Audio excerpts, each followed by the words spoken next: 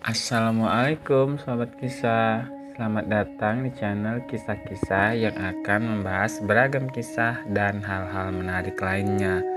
Semoga kalian suka dengan kisah yang kami bawakan ya. Di video perdana kali ini, kisah-kisah akan membahas mengenai seorang penguasa wanita pertama dari Korea pada masa dinasti Silla. Dia adalah Ratu Sendok yang kisahnya sangat masyhur dan telah diadaptasi ke sebuah drama. Dalam dramanya sendiri yang ditayangkan di stasiun televisi MBC, Ratu Sendok diperankan oleh aktris cantik Lee Won dengan penampilan yang apik dan meraih popularitas yang luar biasa. Ratu Sendok merupakan ratu pada masa dinasti Silla pertama yang memegang tampuk kekuasaan pada tahun 632 hingga 647 Masehi. Ia dikenal sebagai ratu yang hebat dan bijaksana. Ia memerintah selama lebih kurang 15 tahun lamanya dan menjadi penguasa ke-27 dinasti Silla. Menurut catatan yang ditulis dalam Samguk Sagi dan Samguk Yusa, Ratu Sendok dikenal sebagai Putri Deokman dan sekaligus putri ketiga dari Raja Jinpyong dan Ratu Maya. Dua saudaranya yang lain adalah Putri Chunmyong dan Putri Sonhwa. Putri Chunmyong merupakan kakak tertua yang menikah dengan Raja Muyol. Sedangkan Putri Sonhwa menikah dengan Mu dari Baekje dan menjadi ibu dari Raja Uija. Sementara itu, keberadaan Putri Sonhwa sendiri masih menjadi kontroversi karena pada penemuan bukti sejarah yang menunjukkan bahwa ibu Raja Uija adalah Ratu Satek dan bukan Sonhwa seperti yang disebutkan di dalam catatan sejarah. Nah, karena Raja Jinpyong tidak memiliki keturunan laki-laki, maka Raja Jinpyong pun memilih Sendok sebagai pewaris tahtanya.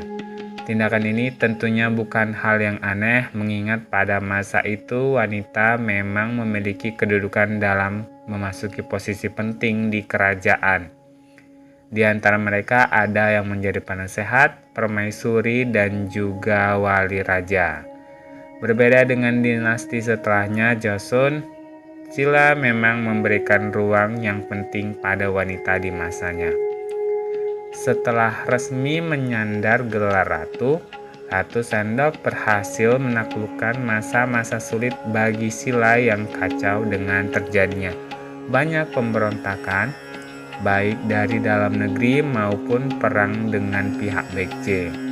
Akan tetapi di sepanjang 14 tahun kepemimpinannya, Ratu Sendok berhasil menjaga stabilitas negara dan menjaga persatuan dan kesatuan negaranya.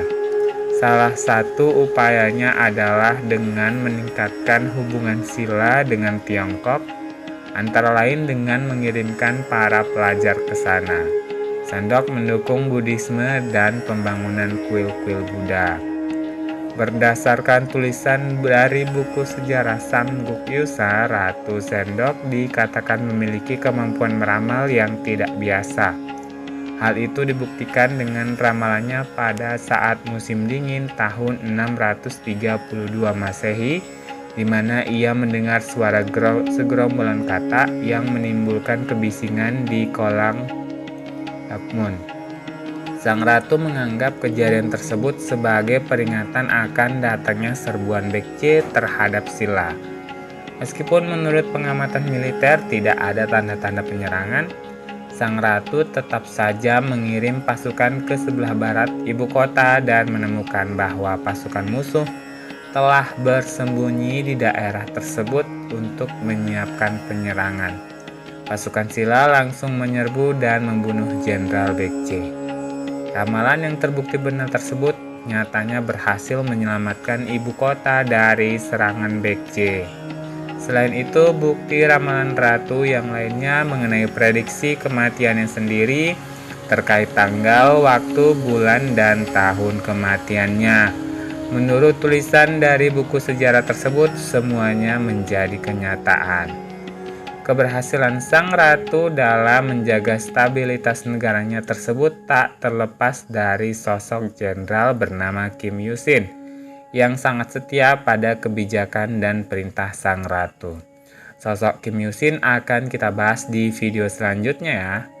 Nah, mendekati akhir dari periode pemerintahannya, Silla mengalami beberapa pemberontakan dalam negeri dan Kim Yusin merupakan jenderal yang dapat memadamkan semua itu. Hingga setelah negeri aman sentosa, seperti yang sudah diramalkan, ia pun meninggal dunia pada hari dan waktu yang telah ia ramalkan sebelumnya. Karena tidak memiliki anak, maka tahta kemudian diteruskan ke Jindok, keponakannya. Dan ratu pun dimakamkan di kaki Gunung Nam. Tak hanya berhasil menyatukan semenanjung Korea, Ratu Sendok juga berjasa dalam berbagai peninggalan seperti Menara Pengawasan Bintang Chum Songde yang dianggap sebagai observatorium pertama di Timur Jauh. Menara tersebut masih berdiri di ibu kota Silla kuno di Gyeongju, Korea Selatan, dan menjadi cagar budaya.